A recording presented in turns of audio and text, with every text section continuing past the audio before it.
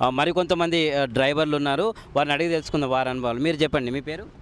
నా పేరు రంగారావు అండి. RK Nagar auto stand union ప్రెసిడెంట్గా చేస్తున్నాను.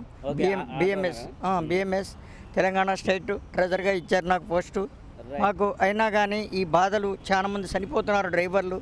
మా బాధలు అర్థం చేసుకొని మీరు దయచేసి మాకు న్యాయం చేయాలని కోరుతున్నాము. మీరు ఎంతకాలం నుంచి ఉన్నారు ఈ ఫీల్డ్లో? 20 ఇయర్స్ నుండి 20 ఇయర్స్ నుంచి చేస్తున్నాము. ఈరోజు పస్తులు పండుకుంటున్నాము, జరగట్లేదు, అల్లాడిపోతున్నాము. కాబట్టి పొన్నం ప్రభాకర్ గారు రాష్ట్ర రవాణా శాఖ మంత్రి ఆయనే కదా, మరి మాకు జాగ్రత్తగా చూసి న్యాయం చేయాలి. మీరు అందరూ కూడా ఇట్లా చేయకపోతే కొన్ని ప్రాణాలు కోల్పోతున్నాం.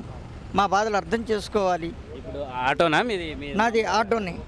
అయితే ఇప్పుడు ఎట్లా ఈ మధ్యకాలంలో ఫ్రీ బస్సు కూడా వచ్చింది కదా, మరి అప్పటి నుంచి అంతకంటే ముందు పరిస్థితి ఎట్లా ఉంది ఆటో వాళ్ళ జీవితము?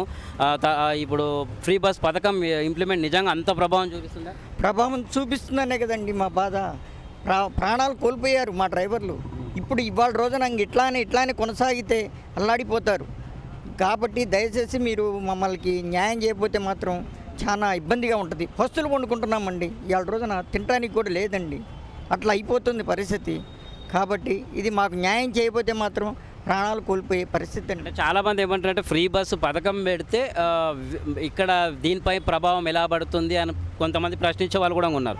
అయితే ఏ విధంగా ప్రభావం పడుతుందా? అంటే ఆదాయం ఆదాయం వల్ల అందరూ ఫ్రీ అంటే మరి ఆటోలు ఎక్కట్లేదు సార్. మాకు ఆటోలు ఎక్కట్లేదు. మాకు వాళ్ళు ఫ్రీ అనగానే ఎవరికైనా ప్రతి వాళ్ళు కూడా ఫ్రీ అంటే వెళ్ళిపోతారు. కరెక్టే, ఫ్రీ పెట్టినందువల్ల మాకు మేము కాదంటలేదు. మీరు అనుకున్నారు, మీరు మాట ఇచ్చారు, కరెక్టే. కాదు, మాకు కూడా న్యాయం చేయాలి కదా. మా బాధలు ఎట్లా, మా పరిస్థితి మమ్మల్ని కూడా దృష్టిలో పెట్టుకొని మాకు న్యాయం కావాలని మేము అడుగుతున్నామండి. అంటే ఆటో డ్రైవర్లకు ప్రత్యేకంగా ఇప్పుడు సరే ఈ ఉచిత బస్సు పథకం పక్కకు పెడితే ఆటో డ్రైవర్ల జీవితాలు కొద్దిగా మెరుగుపడడానికి ఏమేమి డిమాండ్లు ఉన్నాయి మామూలుగా? మాకు ఈ ఈఎస్ఐ లేదండి. దెబ్బక్కన ఏదైనా ఎమర్జెన్సీ ప్రాణాలు పోతున్నాయి అన్నా కూడా ఈఎస్ఐ లేదు. మాకు ఈఎస్ఐ లేదు, ఇళ్ళు లేవు, చాలా ఇదిగా ఉన్నది. సొంత ఆటోలు కూడా కొన్ని లేవు. మేము రెక్కాడితే డొక్కాడాలి, అట్లాంటి పరిస్థితులు అయిపోయినాయి ఇవాళ రోజున. అట్లా చాలా ఇబ్బందులుగా ఉన్నాయి. అది మా బాధలు కొద్దిగా అర్థం చేసుకోవాలి.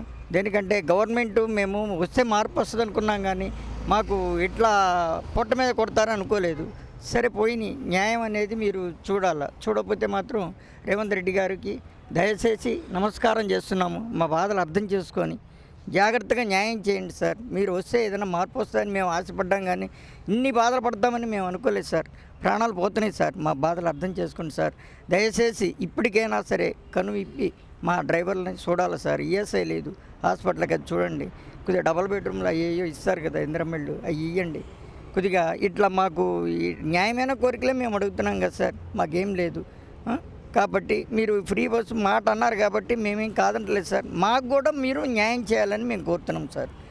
అది అంటే ఇది ఆటో డ్రైవర్ల పరిస్థితి. అంటే ఉచిత బస్సు పథకం తర్వాత కూడా మా బతుకులు కొద్దిగా ఇబ్బందిగా మారాయి, ఆదాయం తక్కువ ఉంది అని అంటున్నారు.